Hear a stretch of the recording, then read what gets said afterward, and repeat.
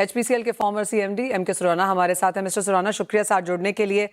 Even as Friday को US और Iran की बातचीत होनी है, लेकिन उससे पहले ही यूएस ने ईरान का एक ड्रोन डाउन किया है। हमने कुछ ईरान को यहाँ पर यूएस की शिप्स को फ्लैग आउट करते हुए सुना है स्ट्रेट ऑफ हॉर्मुज में। तो कुछ बहुत चिंताएं ऑन ग्राउंड यहाँ पर बनती हुई नजर आई हैं। वो एक प्रीमियम मार्केट्स में बना है। नमस्कार मनीषा जी। तो जैसे आपने कहा है कि ऑयल प्राइसेस कैसे चलती है। ऑयल प्राइसेस बेसिकली चार फैक्टर्स पे चलती है। एक फंडामेंटल डिमांड सप्लाई है, एक जियोपॉलिटिक्स है, एक रिस्क परसेप्शन है और एक स्पेकुलेशन है।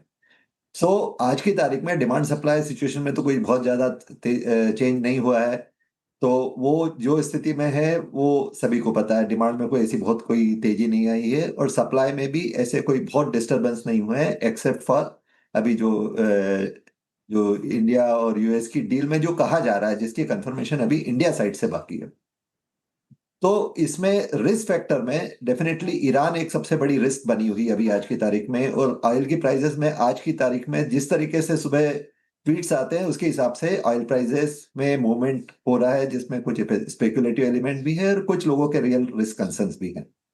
आज की तारीख में यदि देखें तो यदि ईरान में कुछ ज्यादा रियली कुछ एक्शन होती है तो डेफिनेटली वो ऑयल प्राइसेस के लिए एक खतरा रहेगा, जिसमें ऑयल प्राइसेस बढ़ेगी, क्योंकि उसमें रिटेलिएशन की आशंका है। और उसके कारण जो गल्फ कंट्रीज में यूएस के जो सैनिक अड्डे हैं उन पे यदि ईरान अटैक करता है तो उसमें पूरी ऑयल सप्लाई वहां से, और स्ट्रेट ऑफ होर्मुज भी एक चीज है, वो डिस्टर्ब हो सकती है। लेकिन यदि ईरान पे कोई अटैक नहीं होता है तो उस केस में मेरे ख्याल से प्राइस इसी रेंज में चलना चाहिए। जहां तक भारत और यूएस की जो डील की बात है और जिसमें रशिया के बारे में जो कहा जा रहा है, मुझे नहीं लगता है कि उसमें एकदम जीरो होने का चांस है, क्योंकि न्यारा को तो कुछ खरीदना ही होगा। तो मेरे ख्याल से उसके लिए कुछ शायद हल निकाला जाए। और बाकी जो है वो टेक्नो इकोनॉमिक्स बेसिस पे चलता रहता है। पहले भी ऐसा नहीं था कि ये कुछ बिल्कुल स्ट्रेटेजिक कॉल था, कंट्री कॉल था कि हम रशिया से खरीदेंगे या नहीं खरीदेंगे, क्योंकि उसमें डिस्काउंट थे उसलिए बेनिफिट था, और एक जमाने में नहीं भी था।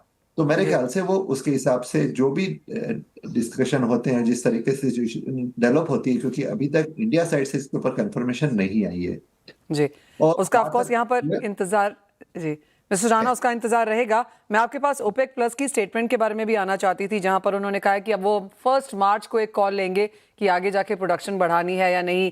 लेकिन ओपेक प्लस ने ये भी स्टेटमेंट जारी किया है कि मार्च अप्रैल तक उनको लगता है कि ग्लोबल डिमांड में यहाँ पर सुधार आएगा। नहीं, ओपेक नॉर्मली क्रूड पे एक बुलिश व्यू रखती है ट्रेडिशनली, क्योंकि ये उनके हित में भी है। लेकिन जैसा आपको पता है आई इनमें सभी में ही कुछ डिफरेंस रहते हैं डिमांड को लेकर। लेकिन अभी जो मुझे लगता है कि मुझे नहीं लगता है कि इसमें कुछ भी बढ़ोतरी या घटोतरी एटलीस्ट इस क्वार्टर में होने की चांस है, जहां तक ओपेक सप्लाई का सवाल है। मिस्टर सुराना, एक इंपॉर्टेंट क्वेश्चन ये भी है कि अब इंडिया अगर रशिया से तेल नहीं खरीदेगा और उनकी उसके ऊपर भी अभी क्लैरिटी आनी बाकी है, तो इंडिया क्लियरली यहाँ पर अब वर्ल्ड प्राइसेस पे क्रूड लेगा। अब तक इंडिया डिस्काउंटेड पे ले रहा था। क्या ये मान के चलें कि फिस्कल बिल में यहाँ पर बढ़ोतरी होनी है, बिकॉज अब हमारा कच्चे तेल का इंपोर्ट का प्राइस बढ़ेगा? नहीं, देखिए, यदि ऑयल जो मार्केट प्राइस को देखा जाए तो वो तो $60 से $80 तक कांस्टेंट ही रही है। सो यदि, जहां तक मुझे लगता है कि इंडिया रशिया जो डील के जब भी क्लैरिटी आएगी, मुझे नहीं लगता है कि एकदम जीरो होने का तो सवाल नहीं है, क्योंकि जो हमारी नियारा रिफाइनरी है वो रशियन ओनरशिप है और उनके पास ऑप्शंस लिमिटेड है क्रूड खरीदने के। तो वो तो शायद थोड़ा लेते ही रहेंगे। और जो रिलायंस का सवाल था, जो पहले काफी क्वांटिटी में रशियन क्रूड ले रहे थे, वो शायद वेनेजुएलन क्रूड को भी प्रोसेस कर सकते हैं। तो वो एक पॉसिबिलिटी उनके लिए बनती है। जहां तक पीएसयू रिफाइनरीज आर कंसर्न, वो मतलब उसके और बचा हुआ जो रशियन ऑयल था वो ये लोग तीनों ले रहे थे। और जो जॉइंट वेंचर रिफाइनरी से वो भी ले रही थी। तो यदि क्रूड प्राइस में बहुत ज्यादा कुछ बढ़ोतरी नहीं होती, जिसका अनुमान मुझे कम लगता है, क्योंकि यदि मान लो इंडिया नहीं लेगा तो वो शायद हो सकता है कहीं और जाए, चाइना लेना शुरू करे। यदि पूरा कच्चा तेल जो अभी रशिया से इंडिया ले रहा था वो और कहीं चला जाता है तो उससे ग्लोबल डिमांड सप्लाई में ज्यादा फर्क नहीं पड़ता है। लेकिन दूसरी चीज है कि कुछ और सोर्सेज भी क्रूड सप्लाई के नए बाजार में आ रहे हैं या आने वाले हैं। और ओवरऑल तो सरप्लस ही चल रहा है अभी, और उसके कारण थोड़ी सरप्लस इन्वेंट्री भी बनी हुई है और फ्लोटिंग ऑयल भी है। तो उसको लेकर मुझे लगता है कि अभी फिलहाल ऑयल प्राइसेस के बहुत ज्यादा ऊपर जाने के चांस तब तक नहीं है जब तक कि ईरान में कोई बहुत डेफिनेटिव मूव नहीं होता है। कि मिस्टर सुराना एक नियर टर्म रेंज क्या रहेगी क्रूड ऑयल प्राइसेस के लिहाज से? मुझे लगता है अभी नियर फ्यूचर में तो यही 63 67 के बीच में ही चलना चाहिए, लेकिन आगे जाकर मेरे ख्याल से यदि ईरान में कुछ नहीं होता है तो दिस में कम बैक टू 60।